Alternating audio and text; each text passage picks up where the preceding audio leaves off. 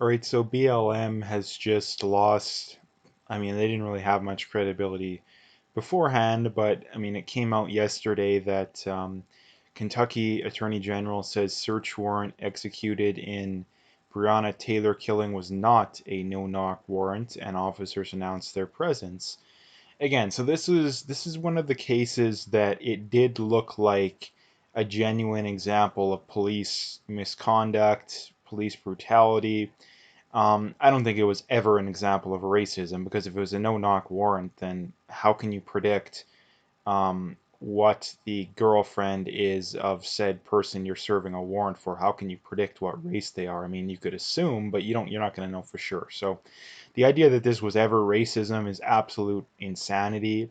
And the idea now that this was police misconduct is also absolute insanity. And this is the thing. Like, this is the thing with BLM is now every single one of these high profile killings by police has turned out to be a complete nothing burger. Like some of them we knew pretty much right from day one. I mean, the guy in Atlanta, the guy or Jacob Blake, those are ones we knew pretty much beyond a shadow of a doubt from day one they were justified.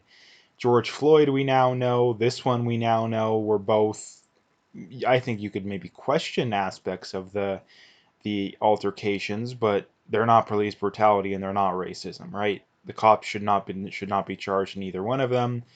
Maybe there's unrelated things, there's other things that could have went on, but again, the main point of this being is that BLM is wrong again. Like they have no credibility whatsoever. These are people who are just ideological zealots that just want to riot and destroy the system, and they'll run with any false narrative they can to justify said scenario because in recent times they haven't rioted or protested over one legitimate police, example of policeman misconduct. They haven't done it once, literally not once. Maybe there's one that I'm missing, but of all the high profile ones, not one of them is a legitimate example, right? So that is the problem. And here's the other problem too, is that this kind of stuff's probably going to happen all over again in George Floyd because those officers are not guilty of murder, they're not guilty of manslaughter. I don't even know if they're guilty of any crime. But they're definitely not guilty of the crimes they're being charged with. And when that happens again, I mean, one of two things is going to happen. Either innocent people are going to get thrown in prison, or the innocent people are going to be not thrown in prison, in which case there's going to be another round of rioting. And that's the problem. Like this, and this, the main point here is that these people need to be called out. Like what they're doing is not okay. They're not protesting. I mean, sorry. The actual protesting, the actual peaceful protesting, perfectly fine. The problem is that the peaceful protesting is being drowned out by the violent rioting, and it is not some fringe minority. It is a pretty clear majority of BLM supporters that are either fully supporting it or at the very least justifying it. So again, this is not some fringe minority. This is a pretty good amount of people. Now, is it a minority of people in general? Well, yeah, but is it some thing where there's literally like 1,000 people in the entire country that are supporting it? Well, no, it's a pretty good size amount of people. It's probably in the millions of people that support this kind of stuff and are actively engaging in it. So again, yeah, I mean this is the problem too. Like BLM's lost all credibility, and I'm at the point, and I think most people are, that whenever they hear something like one of these cases come out, people instantly assume that it was justified. And why would you not? Right? Like, why would you not? Because every single other time BLM has cried wolf, it has turned out to be a complete nothing burger. And I mean, this is, like I say, the other really bad thing about BLM is they're everything they claim to be against and then some, right? Like, they're the people that, oh, we're against, lynching and jumping to conclusions, but yet they're the ones that are always jumping to conclusions and being lynch mobs, right? So again, they're everything they claim to be against and then some. So that is the first thing I wanted to bring up. The next thing is Justin Trudeau's throne speech. Um, this is from Ryan Grieve, and he says Canadian media claim that Justin Trudeau would do a televised address that was not political, and yet Justin Trudeau gave a speech that was incredibly political. Now, I didn't watch the speech because I didn't really want to try and stomach something because I knew it would be complete BS. But I did see clips. I did see, a lot of people's takes on things. And yeah, it was political. It was, pushing for the usual stuff. And this is the problem when it comes to Canada, is that most people, they don't realize just how bad things are and just how slippery of a slope Canada is going on right now. And when it comes to the government, I don't care what side they're on, the entire focus of government right now should be how can we grow the economy? How can we create jobs? And not government subsidized, green BS jobs or, let's pay, 1 million more teachers. No, not those. Jobs where there's actually demand and where there's, like I say, where there's actually demand. The problem with that is that those would have to be largely private sector jobs, which the government hates because they don't get money out of it, right? Or at the very least, not nearly as much. So that's not going to happen.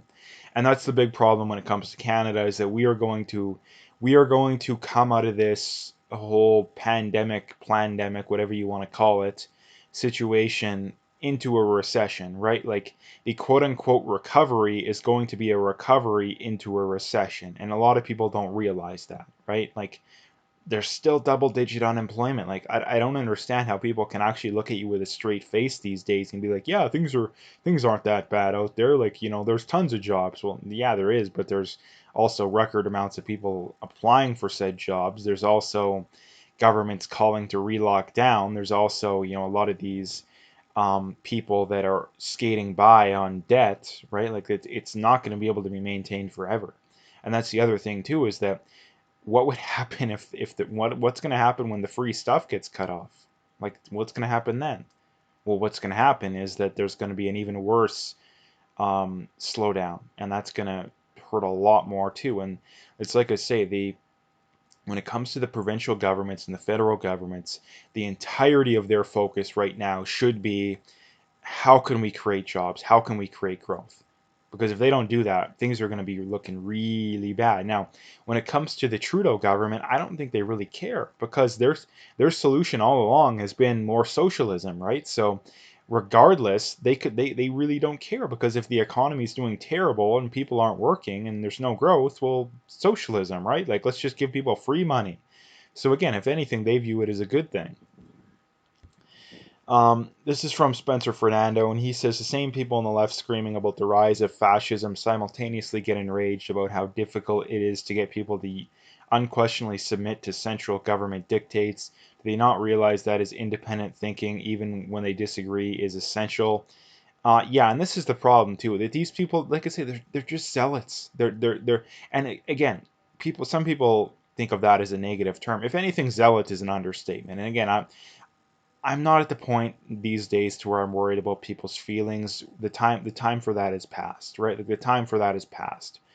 Um, so anyway, yeah, like I said too, these are the same people that if you disagree with them politically, you're a fascist, but yet they're the ones that are supporting the fascist dictates of government, right? Like having draconian lockdowns and fines in the thousands or tens of thousands of dollars for wanting to live a normal life is fascism. Wanting to arrest people for Facebook posts like they're doing in Australia, that's fascism.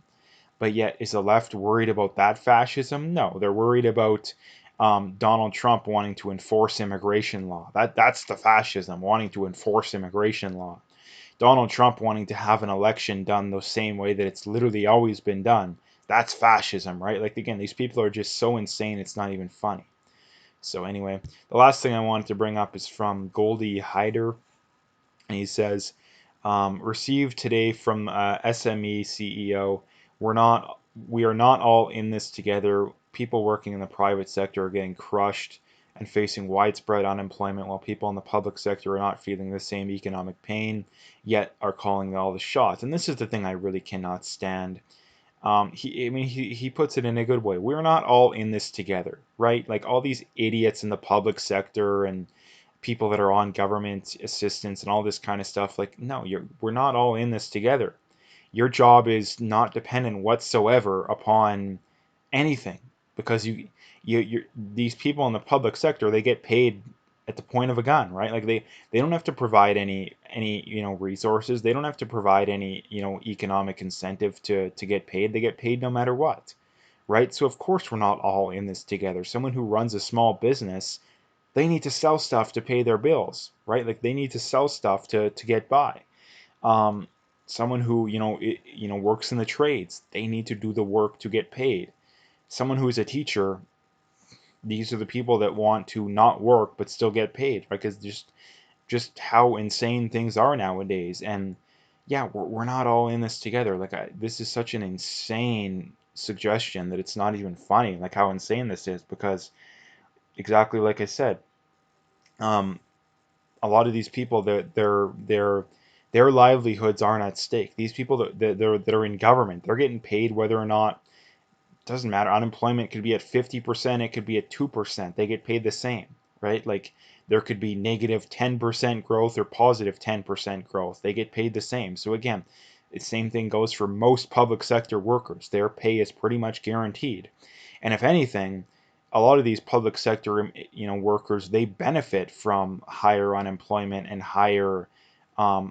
less growth. Like if anything, the majority of them benefit from it. So again, we are not all in this together. It's absolute insanity to suggest otherwise. So anyway, I'm going to leave the video there. If you liked it, make sure you hit that like and subscribe if you haven't already.